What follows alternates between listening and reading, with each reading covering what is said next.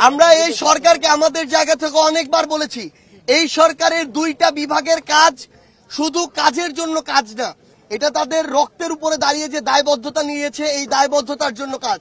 আইন বিভাগ, বিচার বিভাগ, এখানে স্বরাষ্ট্র মন্ত্রণালয়, স্বরাষ্ট্র উপদেষ্টা এবং এখানে আইন ও বিচার বিভাগের মন্ত্রণালয়, এখানে যিনি উপদেষ্টা রয়েছেন, এই দুইজন উপদেষ্টা তারা যদি এই খুনি হাসিনার দৃশ্যমান বিচার এই অন্তর্বর্তীকালীন সরকারের সময়ে করে না যেতে পারেন, তাহলে এই সরকারের সবচেয়ে বড় দায়বদ্ধতা এবং সবচেয়ে বড় লেজিটিমেসি তারা হারাবেন এবং সারা জীবন এটা তাদেরকে এই দায় বহন করে যেতে হবে।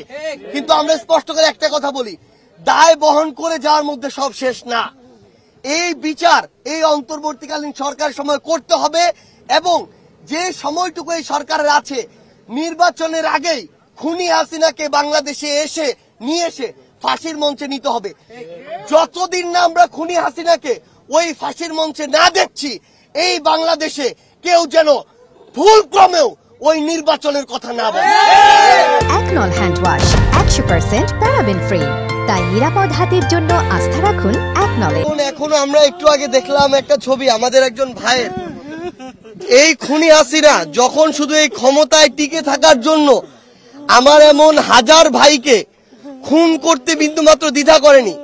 আমার এমন অনেক ভাই রয়েছে যাদের লাশ এখন পর্যন্ত খুনি হাসিনা হত্যার পরে কোথায় নিয়ে গিয়েছে এটা খুঁজে পাওয়া যায়নি।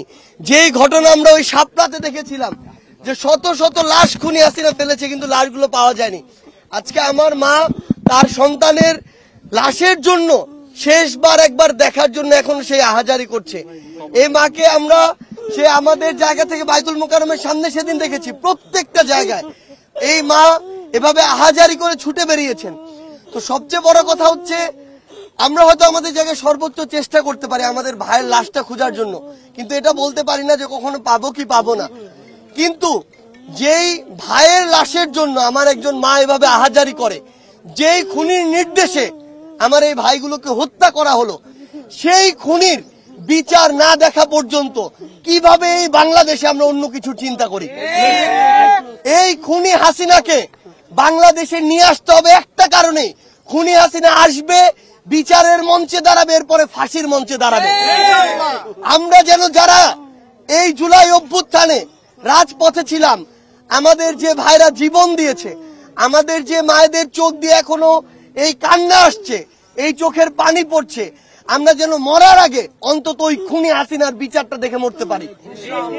আমরা শুধু আপনাদের কাছে একটা অনুরোধই করি, আমরা আমাদের জায়গা থেকে আমাদের মায়েদের পাশে সর্বোচ্চটুকু দিয়ে চেষ্টা করব। আমরা আমাদের এই যে ভাইদের এখানে কিছুদিন আগেই এখানে যত আমাদের ভাইয়ের, আসলে আমরা এটা শব্দটা কোনোদিন বলতে পারি না যে এই লাশগুলো বেওয়ারিশ লাশ, কোনোদিনও না। এটা হয়তো আমাদের সীমাবদ্ধতা যে আমাদের ভাইদের পরিচয়টা আমরা এখন বের করতে পারিনি, কিন্তু তাদের প্রত্যেকেরই ওয়ারিশ আছে এই বাংলাদেশে। আমরা শুধু একটি কথাই বলতে চাই, আমাদের এই ভাইদের ডিএনএ যে স্যাম্পল এটা অলরেডি নেওয়া হয়েছে, এটার প্রসেসিং এ কিছুটা সময় লাগে, এটা হয়তো আমরা খুব দ্রুত সময়ের মধ্যেই পেয়ে যাব। কিন্তু এই স্যাম্পল আমরা পাই, আমাদের ভাইদের আমরা আইডেন্টিফাই করতে পারি, সেটা এক বিষয়।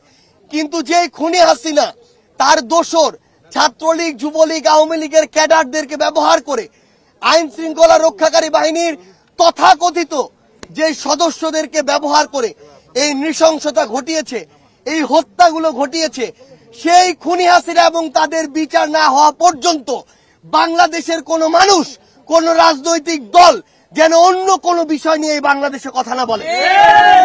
আগে খুনি হাসিনার বিচার হতে হবে, আগে খুনগুলোর এই হত্যাগুলোর বিচার হতে হবে, তারপরে বাংলাদেশ অন্য কোনো কিছু চিন্তা করবে।